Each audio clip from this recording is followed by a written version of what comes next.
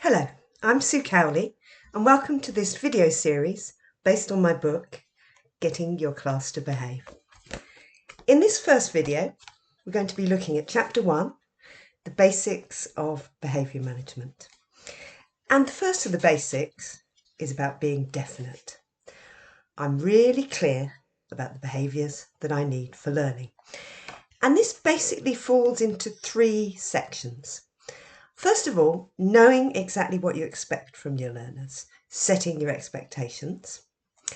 Secondly, communicating your expectations to the learners so that there are no ambiguities at all. They're clear. This is what I want. This is what I need.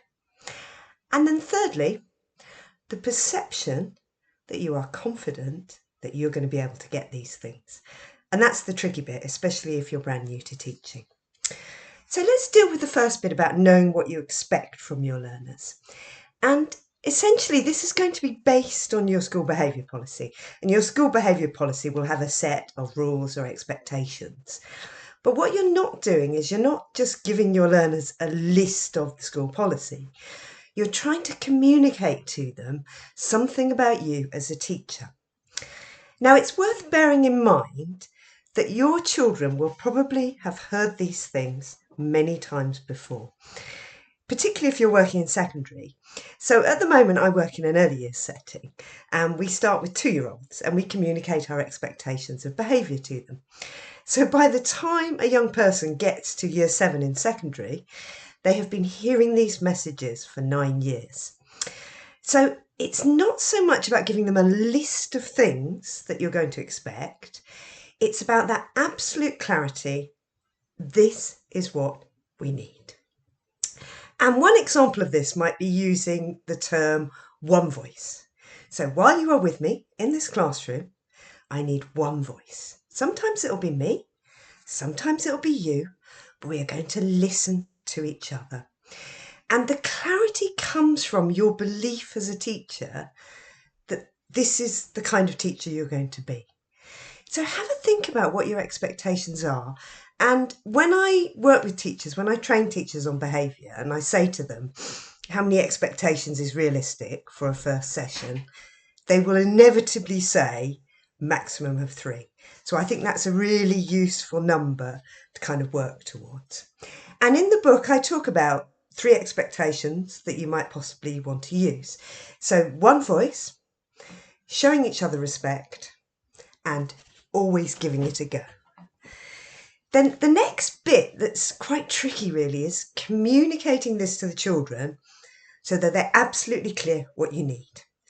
And again, when you're new to teaching, what will tend to happen is you have lots of filler in the way that you talk. You'll go, okay, so class, we're going to need this. But actually what the children need to see is that absolute certainty. This is what I need. And you can think about how you want to phrase it ahead of time. And a really useful tip is to either practice saying it out loud before you're in front of the children, or even do what I'm doing now, which is to film yourself saying these things out loud. And catch the way that you use these filler words and try and clear them out of the way that you're going to frame behaviour.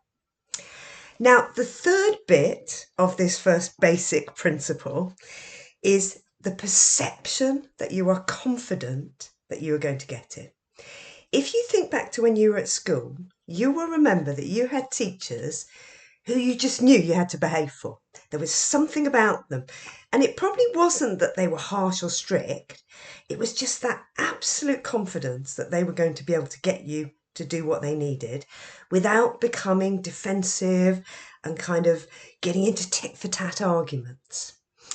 So it's worth thinking about other teachers that you've seen teaching and how they come across. And again, when I'm training teachers on behaviour, I will ask them to consider whether they perceive me as being confident and what it is that I'm doing that makes them feel that I am. And they will pick up on things like making eye contact, using gestures, smiling, looking relaxed, and being able to interact with them. And so from the very first moment you meet your class or classes for the first time, you need to come across as relaxed, confident, and in control. I hope you can join me next time for the next episode of Getting Your Class to Behave. Thank you very much indeed for watching.